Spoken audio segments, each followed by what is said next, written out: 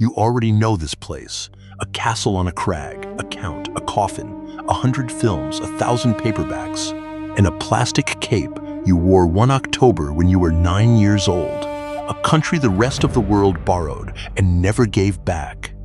Forget all of it. The man in the cape was invented by an Irishman who never came here, never crossed the border, never saw these mountains, never stood in one of these villages, never met a single person who lived under this sky. He wrote the most famous version of this country from a reading room in England, out of books and maps and other men's descriptions. And the whole time he was writing, the real thing was out there, freezing, grazing, hunting, burning wood. It still is. This is Romania, and you have been looking at the wrong picture. Start with the numbers, because the numbers here refuse to behave. Somewhere between 10,600 and 12,700 brown bears are in these forests right now. It comes from a 3-year national DNA census, 800 specialists, 24,000 samples of hair and scat lifted off bark and trail dirt. The largest brown bear population in Europe, 3%. That is how much of this country's 6.5 million hectares of forest has never been systematically cut. 3% sounds like a rounding error. Across temperate Europe, it is close to all that is left. 10 million sheep not standing in fields, moving along routes walked for centuries. UNESCO listed the practice as living human heritage in 2023. 2,544 meters at the highest ridge. 0 at the far eastern edge, where the second longest river in Europe comes apart into reeds, channels, and 312 species of bird. And a wind with its own name. Not a nickname, a name older than the country. And every farmer in the east knows what is coming when he hears it on the radio in January. Now hold on to one thing for the next hour. Almost every village in the heart of this country built its church like a fortress. 3 rings of wall, watchtowers, arrow slits, holes cut in the gatehouse ceiling for pouring boiling tar onto whatever stood underneath. And inside one of those towers, hanging from iron hooks in the cool dark, bacon. Not treasure, not relics. Bacon, flour, and slabs of salted pork fat. It had nothing to do with vampires. The real answer is worse than the story you were told. And it explains almost everything else you are about to see. We will get there. Not yet. First, we take the lie apart, and the lie has a gift shop. The road out of Brasov climbs through fir woods, and then the valley opens, and there it is, up on its rock, exactly the way you have seen it 1,000 times. White walls, burnt orange roof tiles, turrets stacked like something a child would build out of blocks. Bran Castle, 14th century, raised by Saxon townsmen with royal permission. Below it, coaches idle with their doors standing open. The stalls sell plastic fangs, garlic print aprons, and snow globes with a bat inside. Here is the claim. This is one of the most visited castles in Europe because of a novel, and the man who wrote that novel never laid eyes on it. Bram Stoker was a theater manager in London. He is not known to have traveled to Transylvania or to Romania at all. Scholars who went through his notes found something close to comedy. He was going to call his villain Count Wampir. He changed his mind after reading a book about Wallachian princes and finding a better name inside it. Dracula, son of the dragon. The prince who carried that name in life never lived in this building. At most, he was held here briefly as a prisoner, and even that is argued over. His real fortress is somewhere else entirely, and we are going there later, up 1,480 steps. And the castle in the novel? Not here. Stoker set it in a mountain pass more than 200 kilometers north. So what is actually inside Bran if you climb the narrow stairs and stop reading the souvenir stands? A customs house. 60 years of a queen's furniture, painted cupboards, low doorways worn smooth and dark at shoulder height by 4 centuries of people turning sideways to get through them. A building patiently trying to tell visitors a different story while they photograph it as a coffin. And the pass below is the whole point of it. Everything moving between Transylvania and the south, salt, wool, cattle, wax, came up through that gap, and somebody stood here, counted it, and took a cut. That is what this is. A toll booth with arrow slits in it. This is Bran, and Bran is a beautiful lie. But a lie needs an address, and the novel gave one, a real pass, on a real map, 200 kilometers north of here. Somebody eventually went and looked, northeast into the Borgo Mountains, where the firs crowd right up against the asphalt and the fog sits in the valleys until 11 in the morning. The road climbs to a saddle at 1,100 meters, Tihuta Pass, on 19th century maps, and in the novel, the Borgo Pass. This is where Stoker put the castle, the midnight carriage, the blue flames, the wolves. He picked it off a map. He had never seen it. Stand up here now, and it is quieter than the book. Cattle, a logging truck grinding down in low gear. Cloud shadows sliding across a clear-cut slope. Wood smoke from a house you cannot see. And then, at the top of the pass, a castle. It is not old. It was built in the 1980s because travelers kept arriving at the Borgo Pass, looking for a building that had only ever existed inside a sentence. So somebody built it for them. Stone and concrete, arrow-slit windows, a crypt in the basement with an actor in it. Sit with what that means. A writer in England invents a place. He invents it in the wrong country, working from a map and a library. And a century later, the wrong country goes out and constructs the invention on the exact spot he guessed, so that visitors will not be disappointed. The fiction did not describe the landscape. The landscape was edited to match the fiction. Down the far side of the pass, a man is stacking split beech against the gable of his house, 1 row deep and 3 meters high. The way you stack wood when you know exactly how long the winter is. He has not looked up at the castle once. That is the pattern to watch for, because it happens to this whole country, over and over. Outsiders decide what Romania is, and Romania is left holding the description, which is why everything from here is the opposite. From this pass on, we only go where the thing is actually true. A citadel where people still live. A mountain where people still walk sheep up in April and down in November. A tower where a village hung its winter food because of something that arrived reliably every single summer. This is the Borgo Pass. The address was real. The castle never was. And the oldest thing in these mountains is not a legend. It is a job.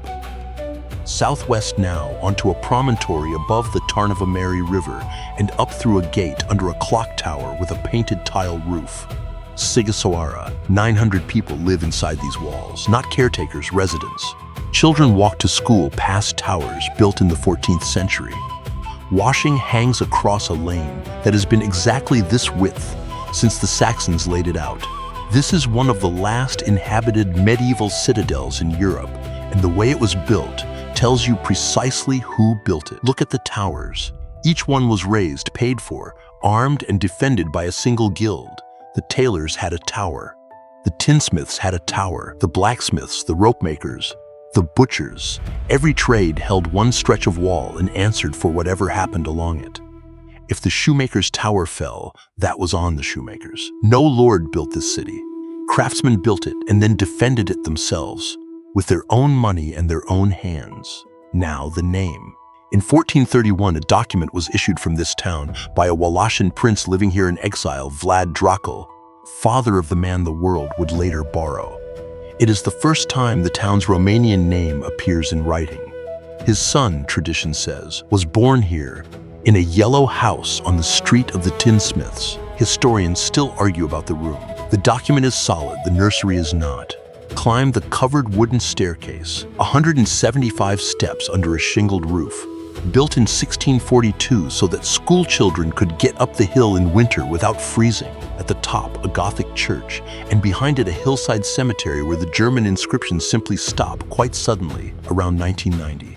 The families who cut those names into stone were here for 8 centuries. Then, in the space of a few years, most of them were gone. We will come back to that. The clock tower still runs a set of painted wooden figures out onto its balcony at midnight, one for each day of the week, and has done for centuries. Cobbles, wood smoke, a cat asleep on a windowsill in a tower that a guild of leatherworkers once died to hold. This is Sighișoara, a fortress built by shoemakers now come down off the hill. Because there is something about this country, You cannot understand until you have eaten in it. A village kitchen late afternoon. This is the stop. Not a mountain, not a ruin. A table. There is a wood stove going, and a pot that has been on it since morning. The woman working at the table is somewhere past 60, and her hands never stop. She is making sarmale, and this is the dish the country would put on its flag. The cabbage is not fresh. That matters more than anything else here. Whole heads went into a barrel of brine in October and have been souring in the cold room ever since. So when she peels a leaf away, it comes off with a wet snap and smells sharp, almost like wine gone wrong. She shaves the thick vein flat with a paring knife. Into the leaf goes minced pork, rice, grated onion, black pepper. Then the roll, 2 folds, tuck both ends, thumb and forefinger, 4 seconds. She has done this perhaps 40,000 times. She does not look down. They go into the pot in tight rings, layered with smoked ribs and more sour cabbage, covered, and left for hours on a heat you can barely see, until the window fogs and the house smells of pork fat and fermentation. Beside it, the other half of the meal, mamaliga, cornmeal and water, beaten hard with a wooden spoon until it pulls away from the sides of the pot in one mass. She turns it out onto a board and cuts it with a length of thread because a knife would drag it. And here is what people get wrong about it. Mamaliga gets called peasant food, and it was, but corn is American. It crossed the Atlantic and took these valleys over for hard practical reasons. It grew where wheat struggled, and under Ottoman rule it sat outside the usual grain tax. Poverty on a plate for centuries. Festival food now. Same yellow slab, 400 years apart. You eat it with sour cream and salty sheep's cheese, and you mix all 3 on your own plate before the first bite. And if you don't, somebody will tell you. There is no ceremony to any of this. A bowl, a spoon, and a chair pulled out for you before you ask. This is the table. Sit down. Now ask where that cheese came from, because the answer starts 3 hours uphill in a hut above the tree line. The southern slopes under the Fagurus Range. Marginamea Sibiului, a chain of villages that have been sending sheep up these mountains for as long as anybody can prove. 10 million sheep live in this country, the 3rd largest flock in the European Union, and most of them belong to smallholders rather than corporations. Every spring, some of them still walk, not trucked, walked along corridors used for generations. In 2023, the whole practice was inscribed on UNESCO's list of living human heritage. Here is the shepherd. April to November, he lives up here beside the pens, in a hut of unplaned boards, and he milks by hand 3 times a day for 200 days. His hands smell permanently of lanolin and wood smoke. He has 4 dogs, and the dogs are not pets. They are the reason he still has a flock. Bears come, wolves come. He expects to lose animals every season the way an arable farmer expects hail. And if you ask him whether the bears should be shot, he will look at you the way you would look at someone asking whether the mountain should be shot. Then there is the cheese, and this is where outsiders stop chewing and start staring. Fresh curd is salted and kneaded by hand in a wooden trough. Then it is packed into a tube of fir bark. In May, June, and the first part of July, while the sap is running, bark peels off the tree in flexible sheets. He scrapes it down, softens it in hot whey, bends it into a cylinder about 25 centimeters long, sews it shut with string, seals both ends with discs of bark and fills it. 20 days minimum, 2 months if he can wait. The resin bleeds into the curd, and what comes out is sharp and salty and tastes faintly of the inside of a forest, and it can only be made in an 8-week window a year, because that is the only time the tree will let you bend it. The older method skips the bark and uses a clean sheep's stomach instead. Same principle, nothing bought, nothing wasted, nothing refrigerated. No part of this involves a refrigerator. To him, this is Tuesday. This is the road the sheep made. And in 1970, a man in Bucharest looked at these same mountains and decided he wanted a road of his own, the Transfăgărășan, 90 kilometers of asphalt thrown over the highest ridge in the country, climbing past 2,000 meters. hairpin stacked on hairpin, with a glacial lake at the top the color of green glass. It was not built for the view. In 1968, Soviet tanks rolled into Czechoslovakia. Nicolae Ceausescu watched and decided he needed a way to move his own army across these mountains if the same thing ever came for him. Work began in 1970. It was declared finished in 1974, built mainly by the army at altitude through winters at a speed nobody should have attempted. Roughly 6,000 tons of dynamite went into the rock, 6 million kilograms on one face of one range. The official record says 38 to 40 men died. Almost nobody who worked up there believes that number. Soldiers describe rock coming down with no warning during summer storms. In one incident in July 1970, 7 men sheltering from rain were killed by a slide of rock and water. And there is one story from that stretch I have not been able to put down. A boulder came off the mountain and landed square on a bulldozer, flattening it where it stood. They blasted the rock apart to clear the road, and the crushed machine had settled so far below the new road level that they simply filled the hole in on top of it. It is still there, under the asphalt. People drive over it every summer without knowing. If you had never heard of this road before today, say so below. Most people outside Europe haven't. Come down the southern side now, past the reservoir, and pull over at a wooden staircase in the trees. 1,480 steps go up the ridge. At the top, a broken curtain wall, 2 towers, nettles growing out of the floor. Poenari, this is the real one, not Bran. This ruin on this ridge was Vlad III's mountain stronghold. No gift shop, no queue, no plastic fangs. Just wind, a view straight down the Arges Gorge, and the sound of your own breathing after 1,400 steps. The most famous castle in this country is a customs post he barely visited. His actual castle is a pile of stone that almost nobody climbs.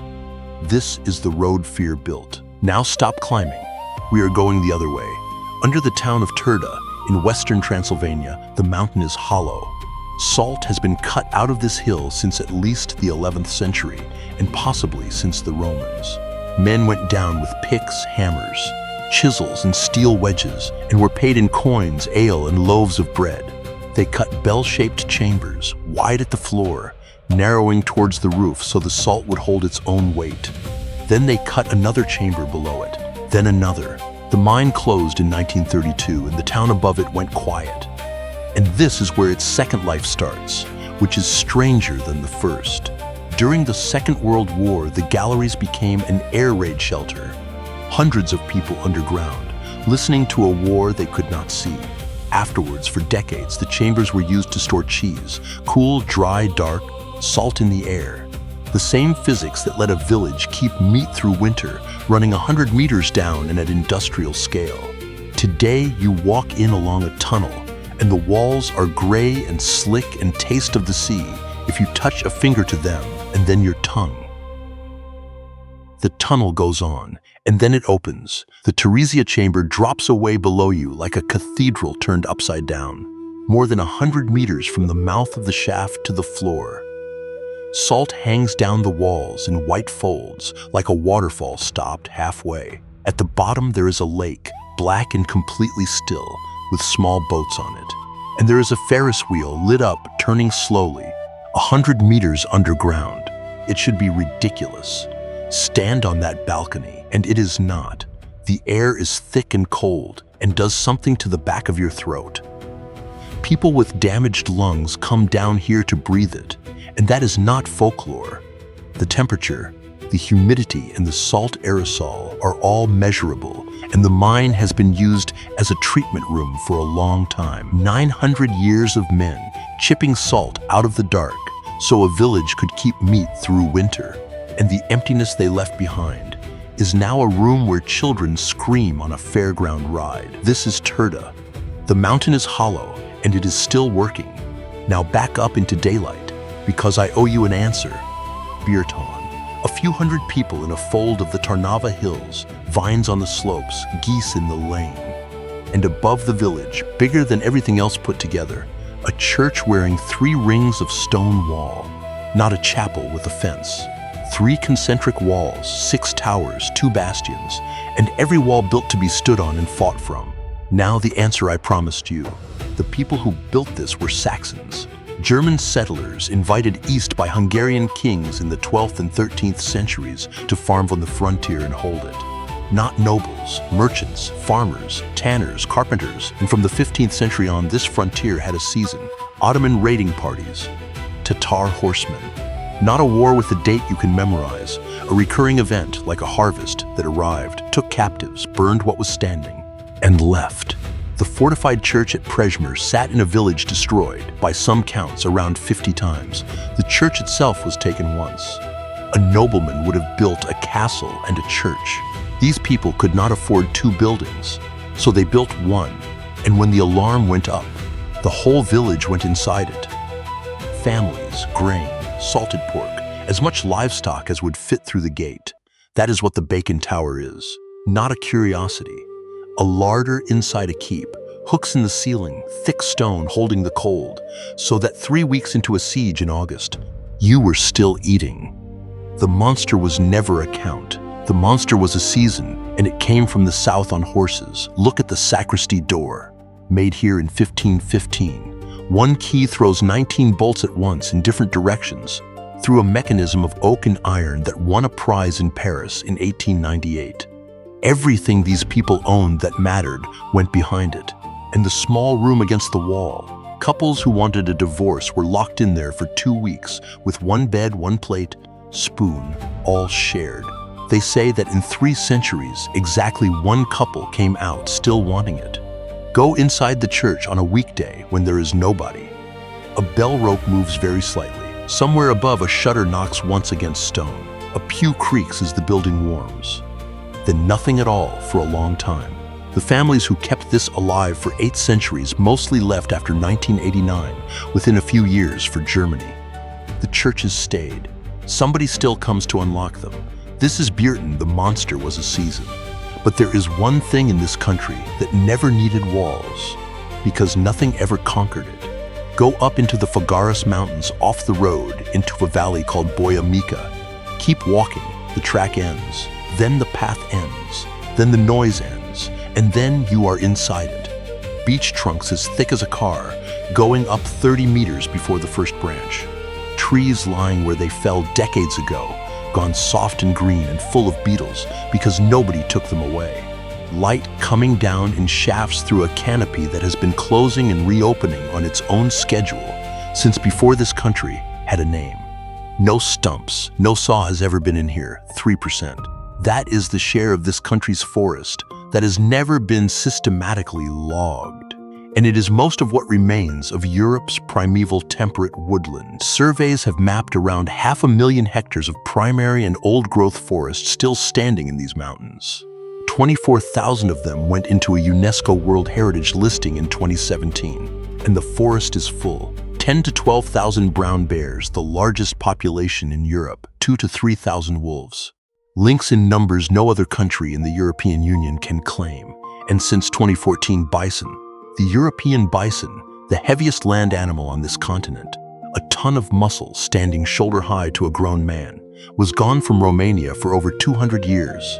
Hunted out. In 2014, they began bringing them back to the Tarku Mountains. By 2023, the herd was around 170, and nearly half had been born wild. Then researchers ran the numbers on what the animals were doing to the ground. A modeling study out of Yale, released before peer review, so treated as an indication rather than a settled fact, estimated that those 170 animals, grazing about 48 square kilometers of grassland, could be helping that ground hold roughly 10 times more carbon than it did without them. They trample, they fertilize, they carry seed in their coats, they pack down soil that would otherwise breathe its carbon straight back out. Put one animal back and the ground starts working again. This forest is protected on paper. Logging roads are still being pushed up these valleys. Trees inside national parks, inside Natura 2000 sites, inside the buffer zones of a World Heritage listing are still coming down. The last wild forest in Europe is not safe. It is simply not finished being taken. A woodpecker somewhere overhead. Water moving under moss. One wet beech leaf stuck flat to the toe of a boot. This is the last wild forest in Europe, and it is still being cut. Now come down out of the trees, all the way east, until there are no trees at all. The Barragan Plain, flat to the horizon in every direction, black soil, wheat and sunflowers. Villages sitting low with their backs turned to the northeast. In high summer, this is an oven, and the air shimmers over the wheat. But this stop is not a place. This stop is a season. The wind here has a name, Krivat. It comes down off the continental interior in winter, out of the northeast, cold and dry and fast. It has been measured well over 100 kilometers an hour. And because there is nothing standing on this plain to break it, it does not only bring snow, it moves snow. It picks up what has already fallen and rebuilds it somewhere else, against a wall, across a road, over a door. February 1954, the hardest winter of the century. The wind hit 126 kilometers an hour in Bucharest, a record that still stands. At Calarasi, the snow lay 173 centimeters deep. Drifts in the southeast reached 5 meters. The temperature went down towards -25. Houses were buried to the eaves. People dug out of their own front doors. Food carried in on skis. So this is what the calendar looks like when you live in front of that. In the days before Christmas, the pig is killed. It is called Ignat, and it is not a barbecue. It is an event the whole household turns out for. Neighbors come to help, and nothing at all is thrown away. Fat is rendered into lard and jars of it go into the cold room. Some meat is smoked. Some is set in its own fat and sealed in a crock. The stomach is cleaned and packed with jellied head meat, pepper and bay. Liver, lungs, and heart are chopped with rice and onion, pushed into casings, and boiled. And at the end of that day, the people who came to help are fed first from the animal they helped with. That meal has its own name. By the time the wind arrives, the house is armored, wood stacked, jars sealed, meat hanging in the cold. The Krivat takes the fields. It does not take the family. This is winter here. It has a name, and the name is older than the country. Now north, back into the mountains, where the villages decided to do something very strange about dying. Maramures, carved wooden gates with rope and sun cut into the posts, haystacks built around a central pole, and churches with shingled spires so thin they look drawn rather than built. And in the village of Sapanta, near the northern border, a graveyard that gets it deliberately wrong. The crosses are oak, painted a blue so particular that people call it Sapanta blue, and on each one a picture and a poem. Not a solemn poem. The picture shows what the person did. A woman at a loom, a man behind a horse, a truck at the moment it hit somebody. The verse is written in the first person, in the voice of the dead, in plain village language, and it tells you what they were actually like.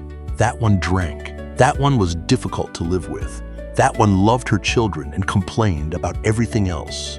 It started in 1935 when a local woodcarver decided a name and 2 dates were not enough. He made about 700 before he died in 1977. There are more than 800 now because his apprentice took over the workshop and the tools and kept going. There is nothing morbid in that yard. It is loud with color, and people walk the rows reading and laughing, the only honest reaction, and then somewhere near the end of a row they go quiet. Now the other custom. This is the one that stays. Midsummer, the 24th of June, Sanzine. Girls pick armfuls of small yellow flowers, braid them into wreaths, and throw them up onto the roof. If it catches and holds, she marries this year. If it slides off, she throws again, and every throw is another year of waiting. The old people throw them too. They are asking a different question. They are asking how much time is left. If the wreath stays up, so do they. Nobody explains it to you. You watch a woman of 80 toss a ring of flowers onto her own roof. Watch it slide into the grass. Watch her pick it up without a word and throw it again. There is a term for what you feel standing there in their language, and it does not carry across. I have read 4 attempts. None of them work. Perhaps they aren't meant to. This is Sapanta. Here the dead are allowed to be funny, now east and down, until the ground stops being solid. The Danube has come nearly 2,900 kilometers from a hillside in Germany. At Tulsia, it stops behaving like a river. It splits into three arms. The arms split. Those split again until there is no main channel left, only reeds. This is the largest continuous reed bed on the planet, not in Europe, on the planet. Go out into it in a flat boat, cut the engine and drift. The reeds stand 3 and 4 meters high on both sides, and they are never still, a dry, papery hiss that does not stop. A frog, a pike turning over somewhere behind you, and then a sound like a squadron coming in, 40 pelicans low over the channel, wings creaking audibly on the downstroke, close enough that you feel the air move over your face. 312 bird species have been recorded here.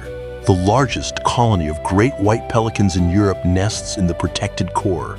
In autumn, this whole delta becomes a junction, with birds coming down out of northern Europe and funneling through these channels on the way to Africa. Around 15,000 people live out here, in a couple of dozen villages and one small port town, some of them reachable only by water. A man stands in the bow of a wooden boat at first light, setting nets, and he is not doing it for anyone's camera. His father did this, his son may not, and here is what the delta actually is. It is growing. The river brings millions of tons of silt down out of Europe every year and lays it here, and the coastline pushes further into the Black Sea. Islands appear, channels close. The maps are always slightly wrong. Everyone here knows it, and nobody seems to mind. Every other border on this continent is a line somebody drew and then argued about for centuries. This one is mud, arriving. Sit long enough and the light goes flat and orange and the reeds turn black against it. And there is a word people here use for the feeling of missing something that is standing directly in front of you. It is not homesickness. It is not longing. I am not going to hand you a translation because every one I have read made it smaller. This is where Europe runs out of ground, and it is still growing. So what connects a hollow mountain, a wall around a church, a wind with a name, and 170 bison? Everyone is an answer to the same question. What do you do when the thing across from you is stronger than you are? The Saxons could not beat cavalry, so they built one building strong enough to hold a whole village and hung their winter meat inside the tower. The shepherd cannot beat a bear, so he keeps 4 dogs and writes off part of his flock every year as rent. The plane cannot stop the cravat, so it kills the pig in December and fills the cold room while there is still time. Nobody here beat anything. They arranged themselves around it and stayed. That is not resignation. Look at what it produced. A door with 19 bolts. Cheese sealed in bark for the 8 weeks a year the tree allows it. A road blasted over the highest ridge in the country by an army that lost men doing it. This is what the edge of the map makes people build. And here is the part that turns it over. Western Europe spent the 19th century inventing a monster to explain this place. A count. A castle, blood, a cape, a coffin. All of it made at a desk by a man who never came. For readers who wanted the far edge of their continent frightening in a way they could enjoy from an armchair. The people who actually lived here never needed a vampire. They had a raiding season, a wind out of the northeast, and a forest that could still kill you. All 3 were real. All 3 still show up in the shape of the year. In when you salt the pork, when you take the sheep up, when you lock a church with 3 walls around it. The monster was imported. The courage was local. Here is the strange thing about the last wild place on a continent. Everywhere else we won.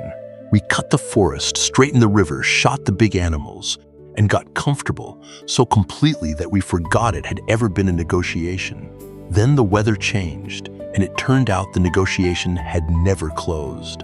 This country is the one that never got to finish winning, which means the knowledge is still here, not in a museum, in a man milking by hand 3 times a day on a bear's mountain. in a village that knows how to eat for 4 months without a shop, in a herd of bison putting carbon back into ground that had stopped holding it. Go back to the picture you started with, the crag, the turrets, the cape.